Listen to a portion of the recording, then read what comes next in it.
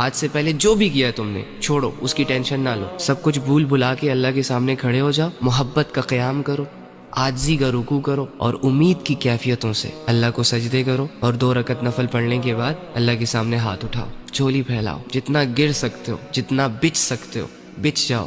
اللہ کے سامنے، جتنی عاجزی ہے تمہارے اندر ساری اللہ کے سامنے رکھ دو، اور اللہ سے کہو کہ اللہ بہت بڑے بڑے گناہ لے کر آیا ہوں، اے اللہ بہت بڑی بڑی بغاوتیں لے کر آیا ہوں، جانے انجانے میں نے ہر وہ چیز کی جس سے تو نے منع کیا، کچھ لوگوں نے کروائی،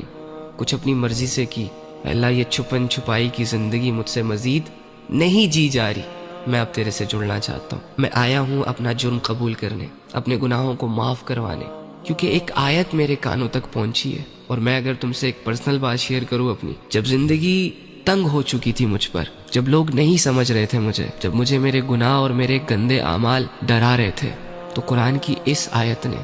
مجھے ایک نئی زندگی دی۔ اگر یہ آیت میں نہ پڑھتا تو شاید آج میں آپ لوگوں سے یہاں بات نہ کر رہا ہوتا، اور وہ ہے قُلْ يَا عِبَادِيَ الَّذِينَ أَسْرَفُوا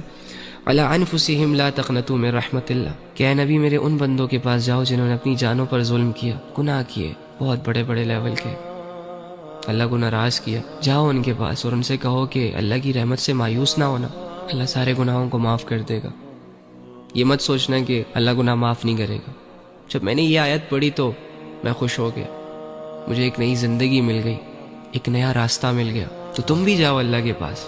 اور اللہ سے کہو کہ اللہ میں بھی گنہگار ہوں، اللہ میں بھی ان لوگوں میں شامل تھا جو تجھ سے دور بھاگتے ہیں، لیکن میں آ گیا میرے رب،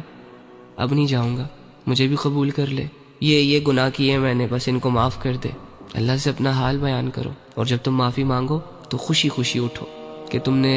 جس رب کے سامنے اپنے گناہوں کی معافی مانگی ہے نا، وہ بہت بخشنے والا ہے۔ اب یقین کرو اور اس کے بعد سے نئی زندگی شروع کرو۔ کیا مشکل ہے اس میں؟ چھوڑ دو بے حیائی، چھوڑ دو گناہ، چھوڑ دو غفلتیں۔ کتنی دفعہ کی ہیں تم نے یہ ساری چیزیں، کیا فائدہ ملا؟ کچھ بھی نہیں، آگے بھی نہیں ملنے والا۔ بس پھر اپنی زندگی عبادتوں کے ساتھ جوڑ لینا، علم کے ساتھ جوڑنا، اچھے لوگوں کے ساتھ اٹھنا بیٹھنا،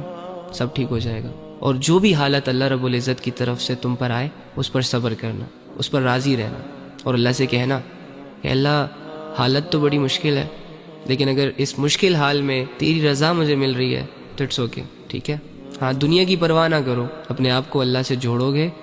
تو ایک مضبوط انسان بن کر لوگوں کے سامنے آ پاؤ گے۔ اگر اللہ سے دور بھاگتے رہے تو باوجود اس کے کہ دنیا میں تمہارے نام کے چرچے ہوگے، لیکن تم اپنے آپ کو کبھی بھی مطمئن نہیں کر سکو گے، ٹھیک ہے۔